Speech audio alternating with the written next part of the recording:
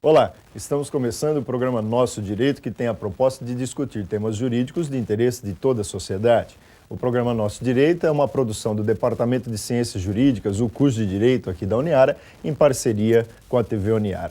Nós estamos recebendo no programa de hoje a ilustre presença de um professor desta casa, que é o professor Dr. Webert José Pinto de Souza e Silva. O professor Webert, ele é advogado e titular da cadeira de processo civil aqui para os alunos do curso de Direito da Uniara. Nós vamos conversar com o professor Webert sobre os mecanismos para julgamento nos tribunais superiores de Brasília. Professor Webert, obrigado pela presença do senhor aqui mais uma vez no programa Nosso Direito. E eu gostaria que o senhor comentasse conosco sobre esses mecanismos, porque recentemente o Código de Processo Civil sofreu diversas mudanças, fazendo com que nem todos os recursos agora que as pessoas desejem fazer chegar em Brasília vão poder ser julgados mais pelos tribunais de Brasília, o Supremo Tribunal Federal e o Superior Tribunal de Justiça. Como que se dá esse mecanismo, professor Webert?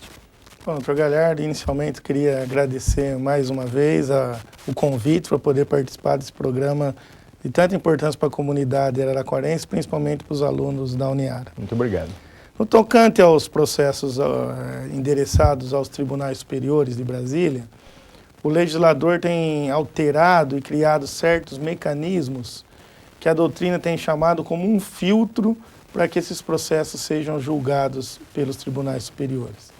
Até a emenda constitucional 45 de 2004, para que um processo pudesse chegar e ser julgado pelo Supremo Tribunal Federal, que é o Tribunal Defensor da Constituição Federal, esse processo deveria ser demonstrado nesse processo que havia discussão no bojo desse processo acerca de interpretação da Constituição Federal.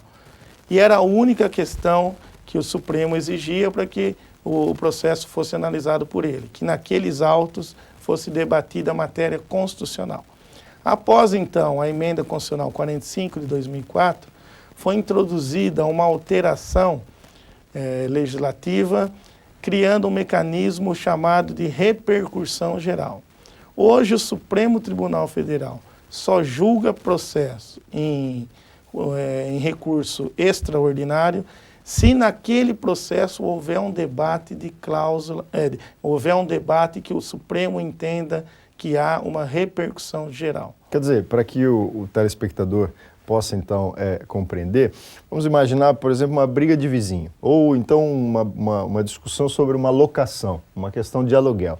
O dono do imóvel e o inquilino estão divergindo ali em alguma questão em relação àquele contrato de aluguel.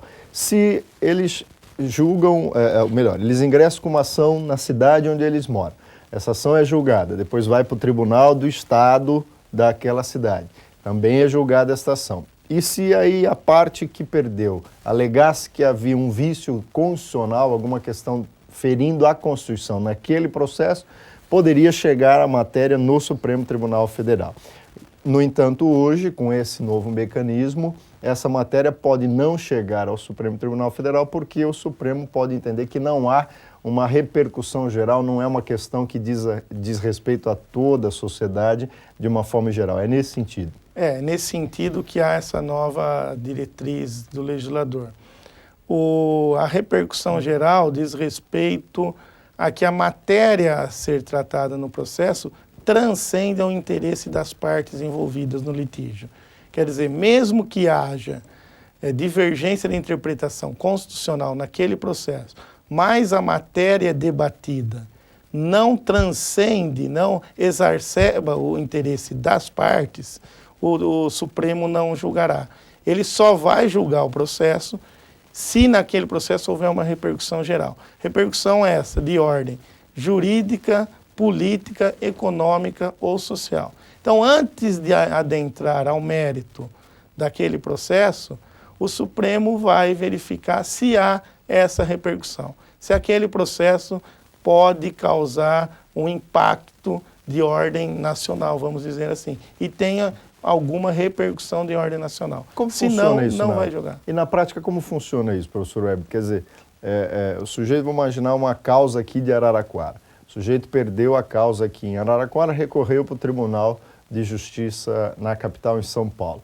Perdeu lá na capital, em São Paulo, aí ele alegou que havia uma matéria constitucional a ser tratada. Houve algum problema no processo, ou enfim, alguma questão constitucional.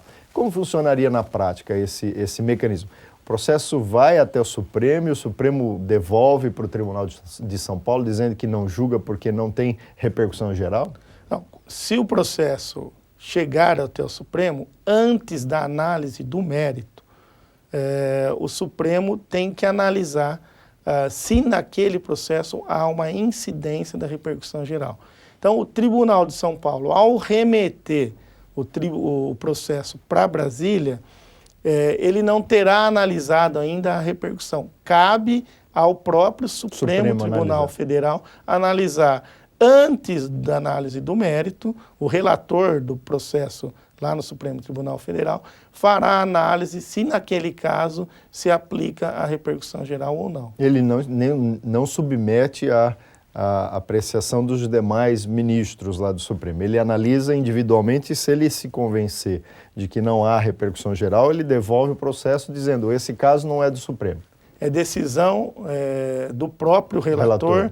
E detalhe, decisão irrecorrível.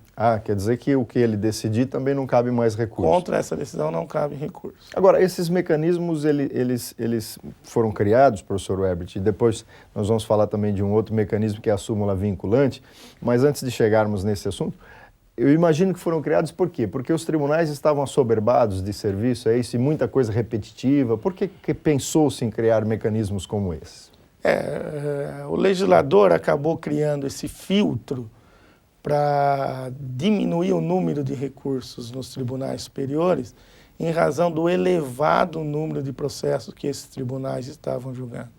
Há um dado recente de que o Supremo Tribunal Federal tenha recebido por ano, em média, de 100 mil processos para serem julgados pelos 11 ministros que compõem o Supremo Tribunal Federal. Muita coisa, né? Então, é um dado muito alarmante de que os processos principais, ou seja, as causas de interesse nacional, estavam sendo relevadas para um segundo plano e o Supremo acabava sendo um tribunal para corrigir decisões dos tribunais inferiores. Então, o legislador sensível a esse fato acabou criando esse mecanismo, esse como sendo um dos mecanismos, não apenas esse, o da repercussão geral, para tentar filtrar os processos que chegam no Supremo Tribunal Federal. Até porque, como eu já disse, deve ocorrer de existir muita matéria repetitiva, né? Muito assunto repetitivo, e esse assunto repetitivo vai gerando recurso, e isso vai, de forma, atrapalhando o julgamento aí que o Supremo tem, que é defender a Constituição. Mas nós vamos fazer um rápido intervalo e voltaremos daqui a pouco com a segunda parte do programa Nosso Direito.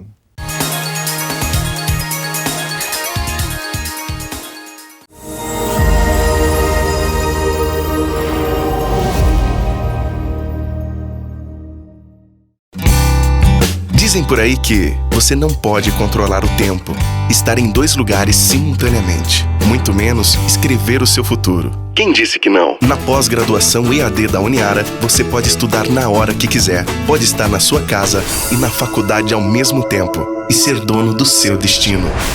Pós-graduação e evolução, à distância de um clique. Acesse uniara.com.br.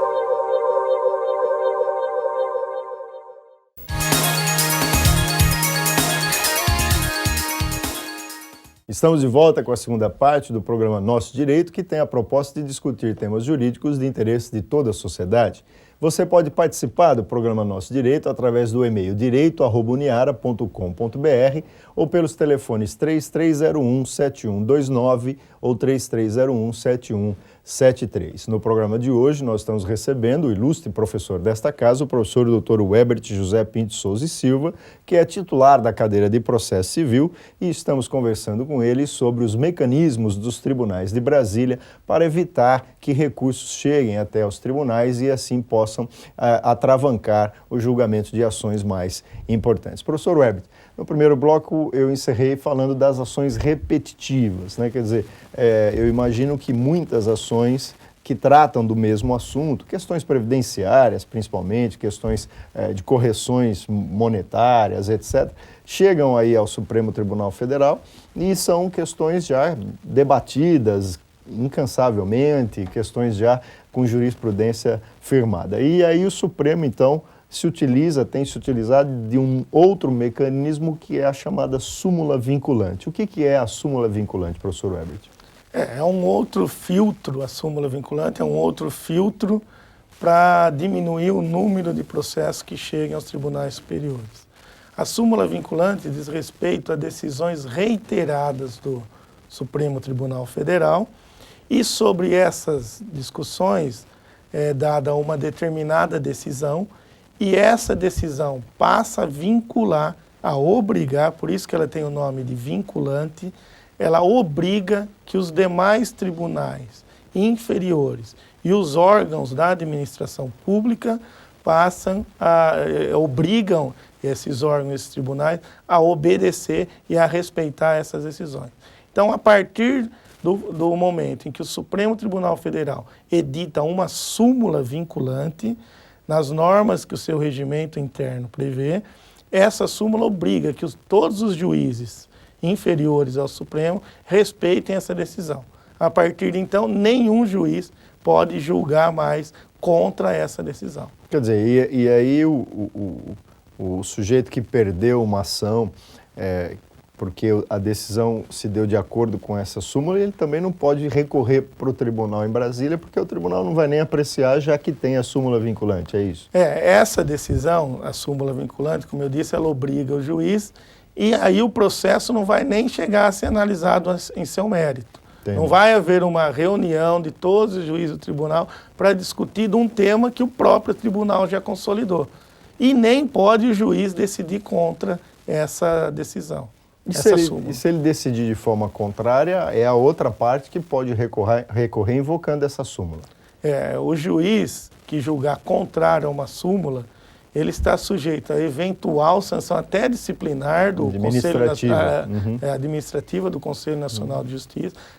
Caberia ter uma reclamação junto ao Conselho Nacional de Justiça contra o juiz, e a parte que foi contra a qual foi proferida uma decisão que fere uma súmula vinculante, pode ingressar com um recurso, que aí o tribunal irá corrigir essa decisão. Já existem várias súmulas vinculantes, professor? O Supremo Tribunal Federal já editou 6 súmulas vinculantes sobre assuntos variados, que aí, então, elas obrigam que os juízes decidam da mesma forma. Perfeito. Agora, professor Herbert, tem um outro tribunal em Brasília, que é o Superior Tribunal de Justiça. O Superior Tribunal de Justiça não julga matéria constitucional. Matéria constitucional vai para o Supremo Tribunal Federal.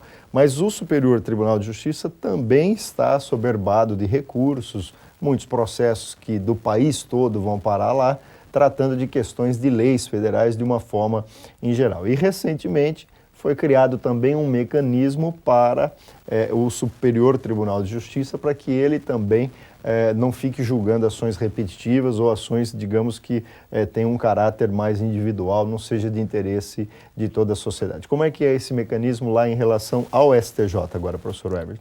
Então, o STJ, que é conhecido como guardião das leis federais, em contraposição ao Supremo, que é o guardião das leis, guardião da Constituição Federal, o STJ também, como o senhor disse, estava soberbado de processo.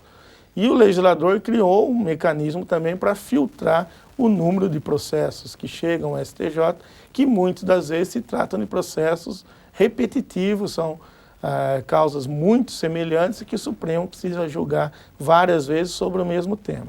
Então, o legislador recentemente alterou o artigo 543 do Código de Processo Civil e criou a hipótese de, quando se tratar de processos repetitivos, o tribunal estadual pode, à sua escolha, determinar certo número de processos que subam para o STJ, e o STJ irá proferir uma decisão só que passará a vincular todos os demais processos. Quer dizer, na prática, vamos imaginar, por exemplo, o Tribunal de São Paulo, que tem lá 200 recursos sobre um índice de correção monetária a ser aplicado num contrato bancário, por exemplo, ou uma cobrança de cheque especial, juros que o banco estava cobrando ali, bancos diferentes, enfim.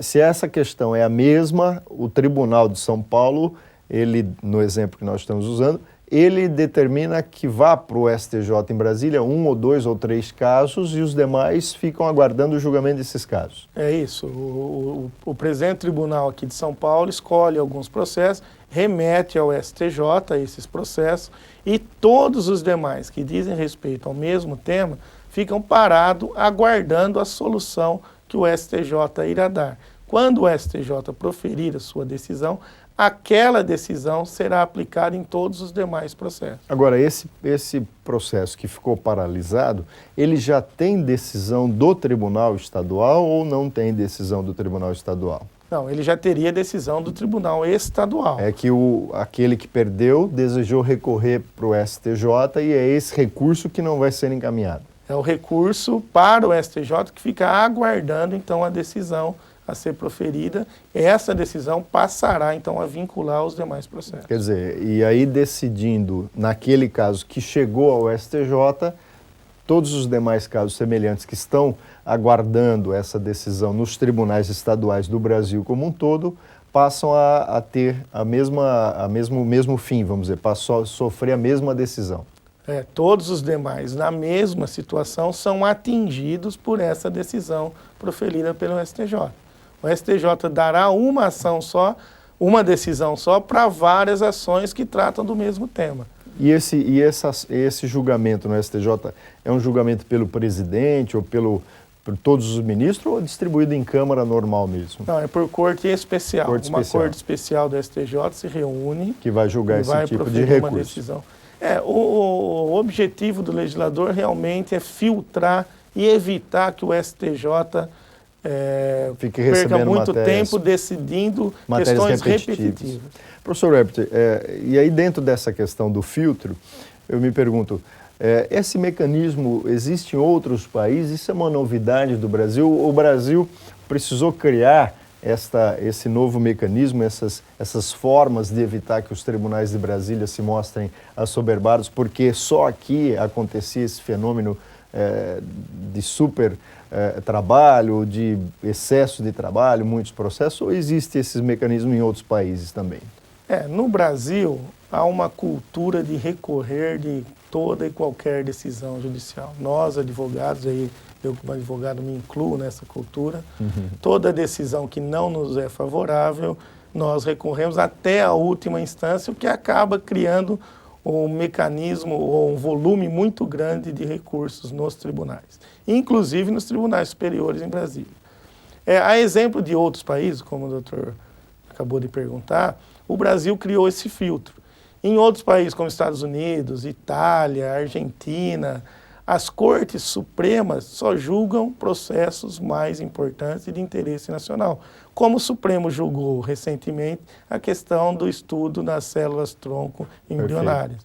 Então, entende o julgador, o legislador agora no Brasil, e só recentemente, criando esse filtro, que deve o Supremo julgar as causas mais importantes e não participar de todo e qualquer julgamento no Brasil. Perfeito. O nosso programa chega ao final, mas gostaria de agradecer imensamente ao professor Herbert e lhe devolvo a palavra para as suas considerações finais. Eu queria agradecer imensamente ter sido convidado mais uma vez e dizer que sempre que convidado for, estarei presente, porque para mim é uma honra participar desse programa. Muito obrigado mais uma vez ao professor Herbert, aqui professor da Uniara, e agradecemos a você, telespectador, convidando a todos para mais um programa Nosso Direito na próxima semana.